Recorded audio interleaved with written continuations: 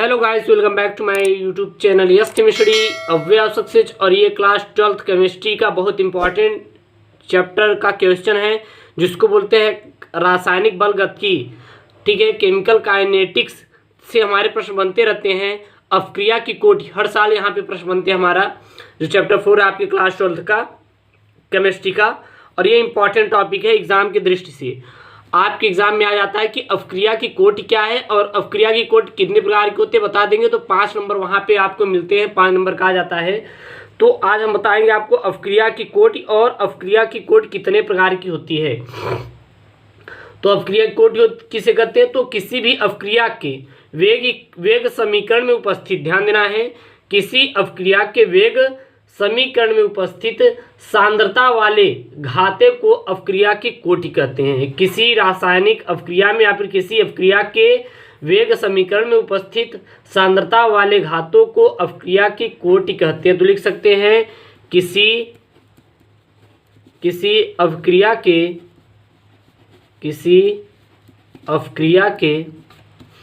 वेग समीकरण में उपस्थित सांद्रता वाले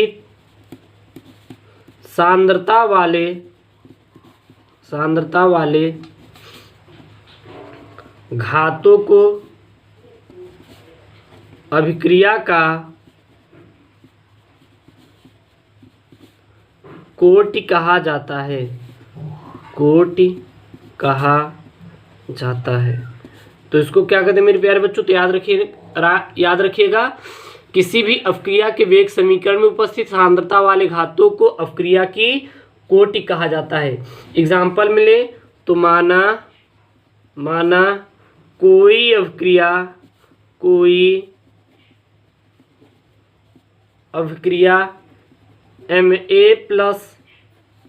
Ma+NB इक्वल टू क्या हमारा एरोमार्क प्रोडक्ट बना, क्या बना हमारा प्रोडक्ट हो तो वेग समीकरण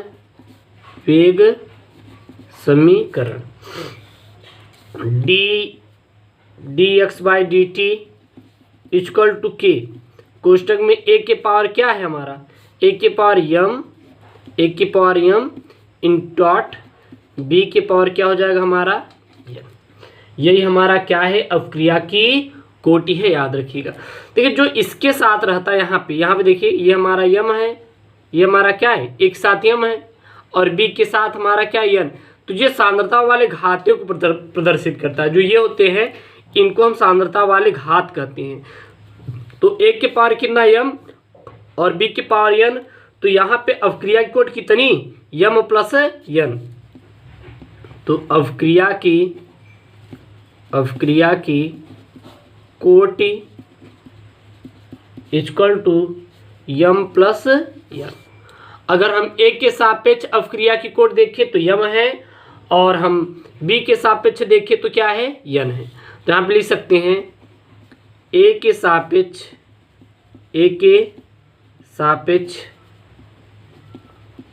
अपक्रिया की कोटि क्या है ए, और बी के सापेक्ष अभिक्रिया की कोटि कितनी है, तो आपकी हमारी है बी है। सॉरी यहाँ पे यम है ना, और ये क्या हमारा यन है, यन सॉरी मिस्टेक हो गया यन। तो ए के सापेक्ष अपक्रिया की कोटि कितनी यम और बी के सापेक्ष कितनी यन। ठीक है मेरे प्यारे बच्चों, तो याद रखिएगा। अब अगर देखें तो अपक्रिया के आधार पर कोटि के प्रकार कितनी प्रकार की होती है अपक्रिया की कोटि, तो 4 प्रकार की होती हैं। लिख सकते हैं अपक्रिया के कोटि के प्रकार, यानी कि अपक्रिया के कोटि के प्रकार, तो ये 4 प्रकार की होती हैं। पहली शून्य, दूसरी प्रथम, तीसरी द्वितीय और चौथी हमारी क्या तृतीय। तो लिख सकते हैं शून्य कोटि की अपक्रिया, शून्य कोटि की अपक्रिया,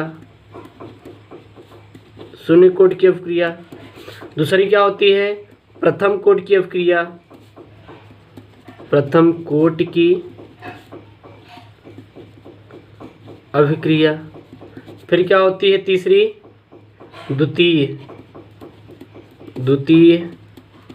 कोटि की अवक्रिया, कोटि की अवक्रिया। फिर क्या होती है हमारी? तृतीय कोटि की अवक्रिया, कोटि की अभिक्रिया। तो प्रथम, द्वितीय और तृतीय कोटि की अवक्रिया। तो सर्वप्रथम हम लोग मेरे प्यारे बच्चों जानेंगे शून्य कोटि की अवक्रिया क्या होती है। अभी हम इसको अगले वीडियो में आपको बताएंगे इसका व्यंजक स्थिरांक निकालना। तो पहला क्या हम लोग निकालेंगे? शून्य कोटि की अवक्रिया, अभिक्रिया। ठीक है, पहले हम लोग इसको जानेंगे। अब आते हैं मेरे प्यारे बच्चों की शून्य कोटि की अवक्रिया क्या होती है। तो लिख सकते हैं जिस अवक्रिया की कोटि शून्य होती, बस जिस अवक्रिया की कोटि क्या होती है?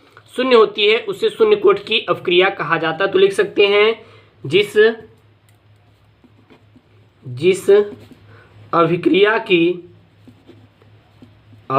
की कोटि शून्य होती है, कोटि शून्य होती है, उसे शून्य कोटि की अभिक्रिया कहा जाता है, अभिक्रिया कहा जाता है। तो जिस कोटि की अवक्रिया क्या होती है मेरे प्यारे बच्चों? शून्य होती है, उसे शून्य कोटि की अवक्रिया कहा जाता है। या फिर आप ले सकते हैं, अथवा दूसरी परिभाषा भी होती है, जिस अवक्रिया का वेग केवल किसी अभिकारक की सांद्रता पर निर्भर नहीं करता, उसे शून्य कोटि की अवक्रिया कहते हैं। एक वो भी है, एग्जाम्पल में ले सकते हैं। जैसे कि एग्जाम्पल में क्या लेंगे हम? H2 + I2 arrow mark 2HI एक हमारी क्या है? शून्य कोटि की अवक्रिया है, एक शून्य कोटि की अभिक्रिया है। यह कौन सी है? तो ये हमारे शून्य कोटि की अभिक्रिया है। अब कहें कैसे है? क्योंकि देखिए, अगर यहाँ पे देखें हम, H के साइड में कुछ है, I के साइड में है, बिल्कुल भी नहीं है।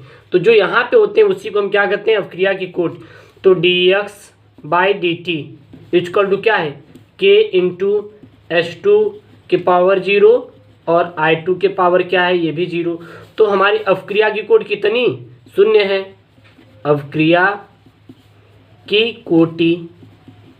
कोटि बराबर क्या है? वो हमारी 0 है ना। अब आती है हमारी द्वितीय कोटि की अवक्रिया। द्वितीय कोटि की अवक्रिया चल लेते हैं हम लोग। सॉरी, प्रथम आती है ना, हाँ प्रथम। अब हमारी आती है प्रथम, फिर द्वितीय आएगी। प्रथम कोटि की अवक्रिया, कोटि की अभिक्रिया। तो प्रथम कोटि की अवक्रिया क्या होती है? तो लिख सकते हैं कि जिस अवक्रिया की कोटि एक होती है उसे प्रथम कोटि की अवक्रिया कहते हैं। बस सिंपल सा एग्जाम्पल, आपको इतना सरल परिभाषा कहीं नहीं मिलेगा। तो लिख सकते हैं जिस अवक्रिया की कोटि एक होती है, क्या लिखेंगे? जिस अवक्रिया की कोटि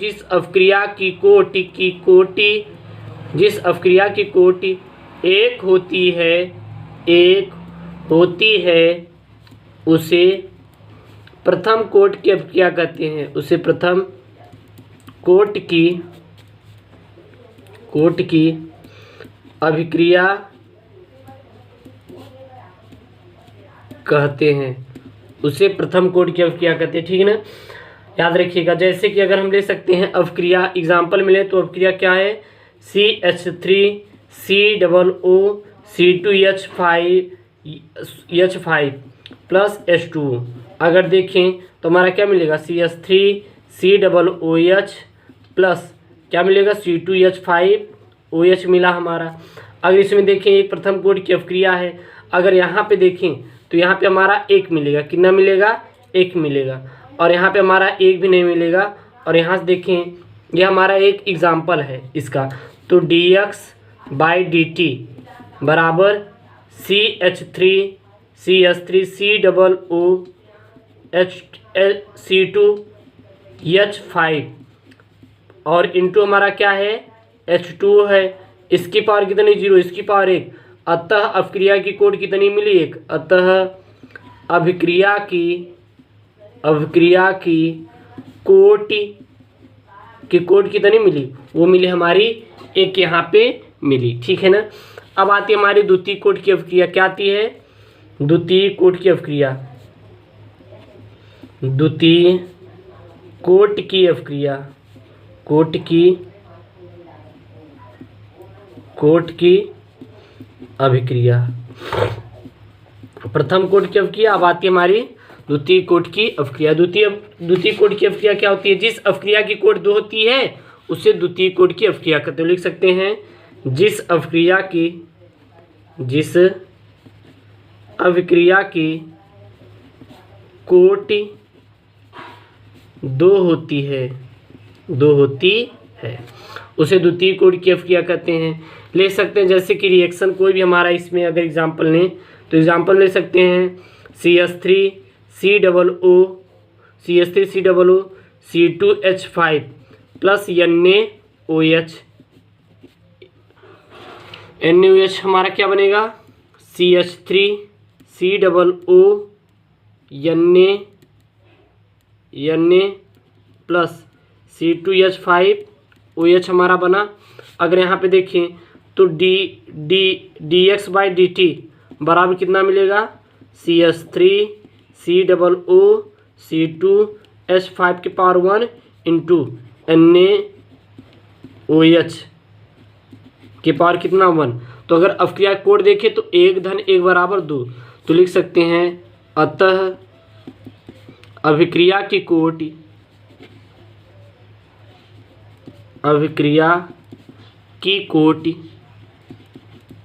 कितनी मिली, वो मिली आपको 1 + 1 बराबर 2 हमारे यहाँ पे मिल गया। तो यहाँ देख सकते हैं इसको कहते हैं हम द्वितीय कोट की अभिक्रिया।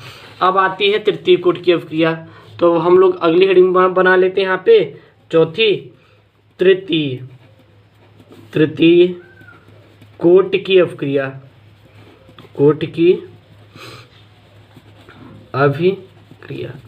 ये हमारे तृतीय कोट की अभिक्रिया क्या होती है, तो जिस अभिक्रिया की कोट 3 होती है उसे तृतीय कोट की अभिक्रिया कहते हैं। तो लिख सकते हैं जिस अभिक्रिया की कोट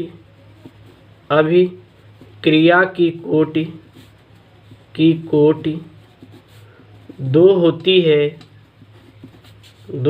है, सॉरी 3 है ना, 3 होती है, उसे तृतीय कोट की अभिक्रिया कहा जाता है। उसे तृतीय कोट की अभिक्रिया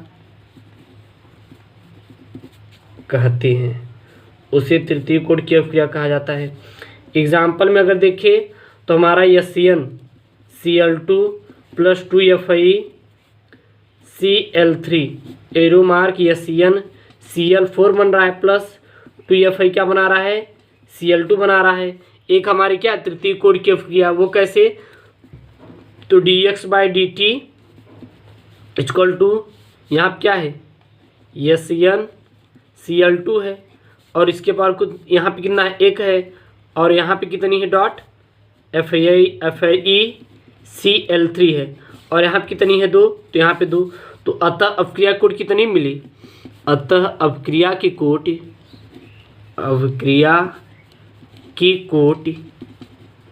कोट बराबर कितनी 1 धन 2 बराबर कितनी 3। तो यहाँ पे देख सकते हैं इसको हम कहते हैं मेरे प्यारे बच्चों अभिक्रिया की कोट। तो यहाँ पे हमने 4 प्रकार के प्रथम द्वितीय तृतीय शून्य प्रथम द्वितीय तृतीय तीनों हम लोग जान गए और ये आपके एग्जाम में आते हैं हर वर्ष, लगभग कि 5 नंबर आपको जरूर दिलाएंगे। तो इसको जरूर पढ़ लीजिए। ओके दोस्तों, थैंक यू, जय हिंद। सभी वीडियो आप प्लेलिस्ट में वॉच कर सकते हैं।